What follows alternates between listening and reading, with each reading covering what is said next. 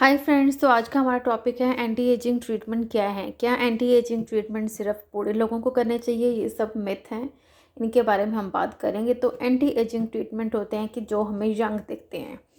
ऐसा नहीं है कि जो 50 60 70 के हो गए वही लोग बूढ़े हैं। एक्चुअली हमारी स्किन जो है लेट 20s में, जैसे बोल दो 29 30s में, स्किन का जो कोलाजन है जिससे हम यंग दिखते हैं, स्किन का जो बिल्डिंग ब्लॉक है वो लूज़ करने लगते हैं ऑटोमेटिकली हमारे बॉडी के एजिंग प्रोसेस से। तो हम 1 और 2% एवरी ईयर उसको लूज़ करते हैं, और वो ज़्यादा लूज़ होता है कि अगर हम स्किन का केयर नहीं करेंगे तो वो स्किन जल्दी ओल्ड दिखने लगेगी। तो अगर उसका केयर करना तो इसलिए ज़रूरी है। तो एंटी एजिंग ट्रीटमेंट अगर हम बात करें तो हम उनको डिवाइड करते हैं कि आपकी उम्र क्या है। 20 to 40 है, 40 to 60 है, 40 to 45 है। तो 40s में भी हम डिवाइड करते हैं, 50s में भी डिवाइड करते हैं। तो ये कई प्रकार के शुरू हो जाते हैं। सबसे पहला बेसिक जो फेशियल है, जो यंग लेडीज़ गर्ल्स करवा सकती हैं, वो है डायमंड माइक्रोडर्मा अब्रेजन। सो माइक्रोडर्मा अब्रेजन क्या करता है? माइक्रो मतलब स्मॉल, डर्मा मतलब स्किन, अब्रेजन मतलब हम स्किन को पील करते हैं। तो उससे क्या होता है कि स्किन का एक तो कोलेजन बनने लगता है।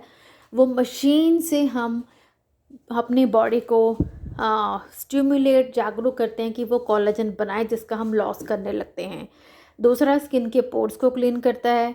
और तीसरा क्या है कि ये स्किन के जो डेड सेल हैं वो सारे निकाल देता है। अगर हम स्किन के डेड सेल नहीं निकालते तो ओवर द टाइम वो डेड सेल इकट्ठे होते हैं, जिससे हमारी स्किन में झुर्रियाँ आती हैं, हम बूढ़े दिखते हैं, लाइंस और रिंकल्स आने लगते हैं। तो उसके बाद इसके भी काफ़ी फ़ायदे हैं। स्किन का ब्लड का सर्कुलेशन बनाता है।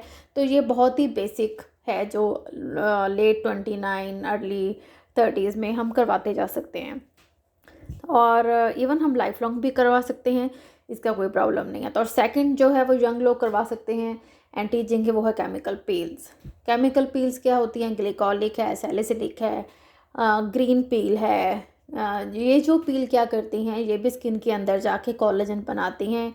अगर किसी को पिगमेंटेशन की प्रॉब्लम है, अगर किसी को पोर्स की प्रॉब्लम है, तो ये भी उसको सॉल्व करती हैं। ये डिपेंड करता है कि हम क्या चाहते हैं। बट अगर हम सिंपल बेसिक ग्लाइकोलिक पील भी करें तो भी एक अच्छी एंटी एजिंग है अपने यंगर ईयर्स में।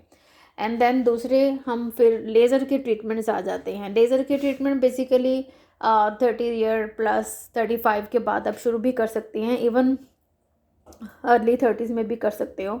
वो है लाइक कार्बन फेशियल है। कार्बन फेशियल में हमें कार्बन का पेस्ट लगाते हैं, जिससे लेज़र कार्बन का पाउडर उसको पूरा निकाल देती है, एंड देन उससे भी कोलेजन बनता है।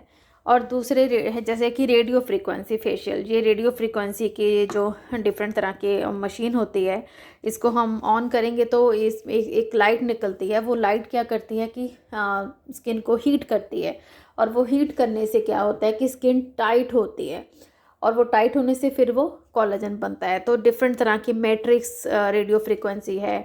फिर उसके बाद आगे क्या आ जाता है कि एक लेज़र होती है जिसको डायोड लेज़र बोलते हैं। तो ये लेज़र भी आप लेट 50s में करवाना शुरू कर सकते हो, जैसे 45 के ऊपर करवा सकते हो। जो भी स्किन को रिजुविनेट करती हैं, उसको टाइटनिंग देती हैं। आईपीएल की डिवाइसेस हैं जिसको ब्रॉडबैंड और इंटेंस पल्स लाइट बोलते हैं। उससे भी क्या होता है कि स्किन का कोलेजन बनता है। और दूसरे ये हीफू है आजकल, अल्ट्रासाउंड का ट्रीटमेंट है, जिससे कि फाइब्रोब्लास्ट कोलेजन बनता है स्किन का। तो इससे स्किन जो है वो यंगर लुकिंग होती है। अभी सबसे आगे बात आती है कि दूसरे लेज़र हैं कई प्रकार के, जिससे कि हमारा हीलिंग में 1 महीना भी लगता है, 2 हफ्ते लगते हैं। एक जैसे कि माइक्रो नीडलिंग है, ये नॉन लेज़र का ट्रीटमेंट है। सबसे पहले माइक्रो नीडल के नीडल जब स्किन में जाते हैं तो वो कोलेजन बनाते हैं। एंड देन दूसरा है हमारा आजकल CO2 लेज़र है, उसको उसके बाद पिक्सेल लेज़र है। तो ये सब लेज़र्स क्या करते हैं कि बॉडी के स्किन को कोलेजन बनाते हैं। अगेन मैंने बोला था कि कौन सी एज में है डिपेंड करता है, वो हम स्किन एनालिसिस करके डिसाइड करते हैं कि whether you go for like just basic, जैसे हमने बोला माइक्रोडर्मा, केमिकल पील, रेडियो फ्रीक्वेंसी और लेज़र, और अगर दूसरे इंटेंस में जाना है लाइक माइक्रो नीडलिंग। अगर आप बहुत ही यंग हैं, 19 के हैं और इवन यंगर हैं, इवन अर्ली 29 के हैं, तो I think micro needling is not that आपको बहुत फ्रीक्वेंटली करना चाहिए। 1 year is okay. But you can go for microdermabrasion, chemical peel. अगर आप 50 हैं, 60 हैं, 70 हैं, तो हम ऐसे डिवाइड करते हैं कि कौन से क्लाइंट को क्या चाहिए।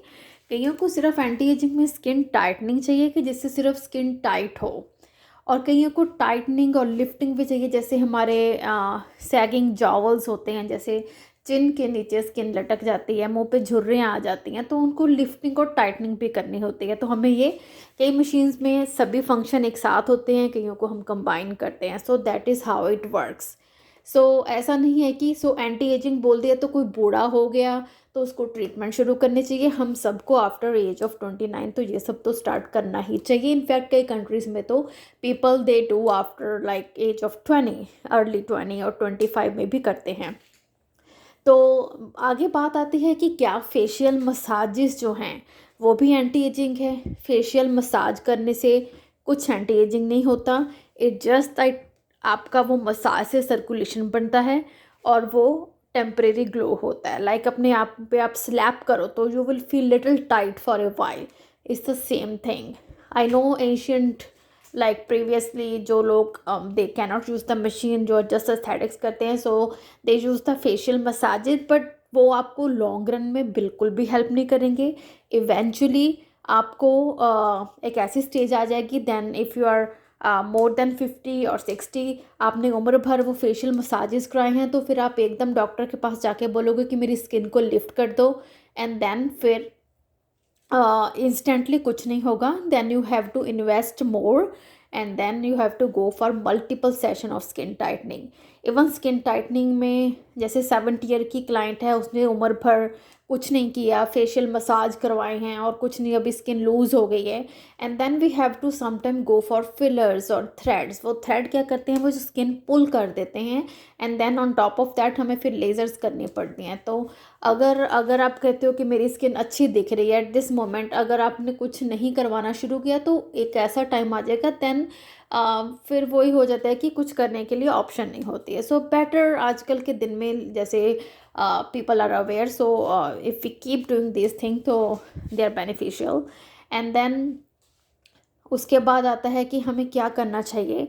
तो सबसे पहले तो है कि those people who have wrinkles on their face, तो होता है कि उन्होंने they never use the sun block, so sunscreen is a must. Sunscreen हम सबको लगानी चाहिए। ये हमें यूवी रेज जो होती हैं उससे प्रोटेक्ट करती हैं। इवन आप अगर इंडोर हो, आप घर के अंदर हो, देन आपको सनस्क्रीन लगानी ही चाहिए, बिकॉज अल्ट्रा वायलेट रेज जो हैं वो घर के अंदर भी आती हैं, ग्लास के अंदर भी आती हैं, सो एनीवेयर। सो एक बार तो लगानी ही चाहिए, बिकॉज हमें पॉल्यूशन डैमेज सबसे ये हमें प्रोटेक्ट करती है। और दूसरा है कि हमें अकॉर्डिंग टू स्किन टाइप हमें अच्छे प्रोडक्ट यूज़ करने चाहिए। ऐसा नहीं है कि आप बहुत अच्छे ब्रांडेड प्रोडक्ट यूज़ कर रहे हो तो आपकी स्किन अच्छी होगी। It should be the right ingredient. ऐसा नहीं है कि आप 2000 रुपीज़ की क्रीम यूज़ कर रहे हो तो आपको अच्छा इफेक्ट आएगा rather than 200 rupees, but it should be the ingredient. आपको ज़रूर चेक करना चाहिए।